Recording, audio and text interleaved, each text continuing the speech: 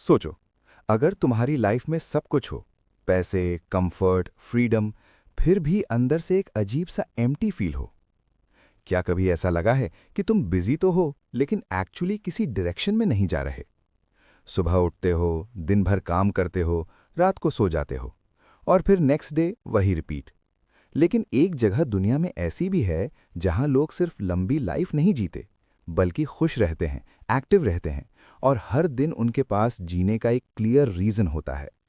उनके पास एक सीक्रेट है, एक ऐसा कॉन्सेप्ट जो लाइफ को सिर्फ चलाने के लिए नहीं, बल्कि ट्रूली जीने के लिए बनाया गया है। उस कॉन्सेप्ट का नाम है इकिगाई।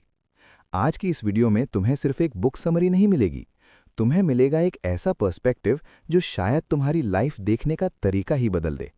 इसलिए एंड तक जरूर देखना। इकिगाई क्या है? इकिगाई का मतलब होता है अ रीजन टू लिव, यानी जीने की वजह। हर इंसान के अंदर एक इकिगाई होता है, लेकिन प्रॉब्लम यह है कि ज्यादातर लोग उसे कभी ढूंढते ही नहीं। इकिगाई 4 इंपॉर्टेंट चीजों का कॉम्बिनेशन है, जो तुम्हें पसंद है, जिसमें तुम अच्छे हो, जिसकी दुनिया को जरूरत है, जिससे तुम पैसे कमा सकते हो। जब ये चारों एक जगह मिल जाते हैं, तब तुम्हें सिर्फ काम नहीं मिलता, तुम्हें पर्पस मिलता है। और जब लाइफ में पर्पस आ जाता है, तो स्ट्रगल भी मीनिंगफुल लगने लगता है। बिजी रहना और मीनिंगफुल रहना अलग है। आज की लाइफ में हम सब बिजी हैं, लेकिन अगर सच बोलो तो कितने लोग सैटिस्फाइड हैं? इकिगाई कहता है, बिजी रहना सक्सेस नहीं होता, मीनिंगफुल रहना सक्सेस होता है। जापान के ओकिनावा आइलैंड में लोग रिटायरमेंट का कॉन्सेप्ट फॉलो नहीं करते। वो काम करते रहते हैं, लेकिन मजबूरी में नहीं, खुशी से, क्योंकि उनका काम उनका इकिगाई होता है।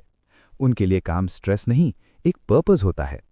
इसका सिंपल सा लेसन ये है, अगर तुम वो काम कर रहे हो जो तुम्हें पसंद ही नहीं, तो तुम सिर्फ टाइम पास कर रहे हो, जिंदगी नहीं जी रहे। स्लो लाइफ का पावर। आज सब कुछ फास्ट हो गया है, fast food, fast internet, fast life. हम सब जल्दी में हैं, लेकिन पता ही नहीं कहाँ पहुंचना है। इकिगाई कहता है, थोड़ा स्लो हो जाओ। जापान के लोग हर चीज में पेशेंस रखते हैं। वो खाना आराम से खाते हैं, काम फोकस के साथ करते हैं, और प्रेजेंट मोमेंट को एंजॉय करते हैं। जब तुम स्लो होते हो, तब तुम ज्यादा क्लियरली सोच पाते हो, और छोटी छोटी चीजों में भी हैप्पीनेस फील करते हो। लाइफ रेस नहीं है, ये एक एक्सपीरियंस है। फ्लो स्टेट, रियल हैप्पीनेस का सीक्रेट। कभी तुमने नोटिस किया है, जब तुम कोई ऐसा काम करते हो जो तुम्हें जेन्युइनली पसंद है, तो तुम्हें टाइम का पता ही नहीं चलता। यही होता है फ्लो स्टेट। इस स्टेट में तुम फुल्ली फोकस्ड होते हो, कोई डिस्ट्रैक्शन नहीं होता, और तुम अपना बेस्ट परफॉर्म करते हो। इकिगाई कहता है, अगर तुम अपनी लाइफ में फ्लो वाले मोमेंट्स बढ़ा दोगे, तो तुम नेचुरली हैप्पी फील करोगे। इसलिए ऐसे काम ढूंढो जिसमें तुम खुद को भूल जाओ। स्ट्रेस कम, लाइफ बेटर। ओकिनावा के लोग सिर्फ इसलिए हेल्दी नहीं हैं क्योंकि वो अच्छा खाना खाते हैं, बल्कि इसलिए भी क्योंकि वो अननेसेसरी स्ट्रेस नहीं लेते। उनका एक रूल है, हारा हाचीबू, यानी पेट 80% भरने तक ही खाना। ये सिर्फ हेल्थ के लिए नहीं, डिसिप्लिन के लिए भी है। साथ ही वो लोग पास्ट को लेकर रिग्रेट नहीं करते और फ्यूचर को लेकर ओवरथिंक नहीं करते। वो प्रेजेंट में जीते हैं।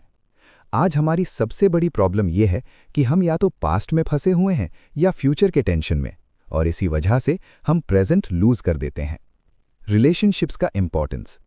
आजकल लोग सक्सेस के पीछे भागते भागते लोगों को भूल जाते हैं। इकिगाई कहता है, रियल हैप्पीनेस स्ट्रॉन्ग रिलेशनशिप से आती है। जापान में मोआई नाम के ग्रुप्स होते हैं, जहां लोग एक दूसरे को सपोर्ट करते हैं। वो सिर्फ दोस्ती नहीं होती, वो एक इमोशनल सेफ्टी सिस्टम होता है। जब तुम्हारे पास लोग होते हैं, तो प्रॉब्लम्स हाफ लगने लगती हैं और हैप्पीनेस डबल। इसलिए सिर्फ पैसा मत कमाओ, अपने लोग भी बनाओ। काइजन, स्मॉल इंप्रूवमेंट का मैजिक। इकिगाई परफेक्शन नहीं सिखाता, ये इंप्रूवमेंट सिखाता है। जापानीज कॉन्सेप्ट है काइजन, यानी रोज थोड़ा बेहतर बनना। तुम्हें एक दिन में परफेक्ट नहीं बनना, बस कल से थोड़ा बेहतर बनना है। अगर तुम रोज 1% इंप्रूव होते हो, तो कुछ ही महीनों में तुम कंप्लीटली चेंज हो सकते हो। कंसिस्टेंसी ही रियल पावर है। अपना इकिगाई कैसे ढूंढे? अब सबसे इंपॉर्टेंट पार्ट, तुम अपना इकिगाई कैसे फाइंड करो। इसके लिए खुद से 4 सवाल पूछो। पहला, मुझे क्या करना पसंद है? दूसरा, मैं किस चीज में अच्छा हूं? तीसरा, लोग किस चीज के लिए मुझे वैल्यू देते हैं? चौथा, क्या मैं इससे पैसे कमा सकता हूं? इन क्वेश्चंस के आंसर्स लिखो और उनमें कनेक्शन ढूंढो। शायद स्टार्टिंग में क्लियर ना हो, लेकिन धीरे धीरे क्लैरिटी आएगी।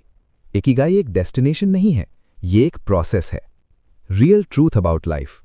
सच ये है, ज्यादातर लोग अपनी लाइफ दूसरों की एक्सपेक्टेशंस में जीते हैं। फैमिली क्या चाहती है, सोसाइटी क्या कहती है, लोग क्या सोचेंगे, और इस प्रोसेस में वो खुद को खो देते हैं। लेकिन इकिगाई तुम्हें याद दिलाता है कि तुम्हारी लाइफ तुम्हारी है, और अगर तुमने अपना पर्पस नहीं ढूंढा तो चाहे तुम कितने भी सक्सेसफुल हो जाओ, अंदर से एम्प्टी फील करोगे। तो दोस्तों, ये थी इकिगाई की कंप्लीट समरी। अब डिसीजन तुम्हारे हाथ में है। क्या तुम वैसे ही लाइफ जीते रहोगे जैसे अब तक जी रहे हो, या फिर आज से थोड़ा रुक कर खुद से सवाल पूछोगे और अपना इकिगाई ढूंढने की शुरुआत करोगे? क्योंकि एंड में लाइफ का मतलब सिर्फ सर्वाइव करना नहीं होता। लाइफ का मतलब होता है एक रीजन के साथ जीना। अगर तुम्हें यह समरी पसंद आई तो चैनल क्विक बुक 5 को सब्सक्राइब जरूर करना। यहां तुम्हें मिलती हैं ऐसी ही पावरफुल बुक समरीज जो सिर्फ नॉलेज नहीं, माइंडसेट चेंज करती हैं। मिलते हैं नेक्स्ट वीडियो में। तब तक अपनी लाइफ को सीरियसली लो और अपना इकिगाई ढूंढना शुरू करो, क्योंकि जब तुम्हें तुम्हारी वजह मिल जाती है तो जिंदगी अपने आप स्पेशल बन जाती है।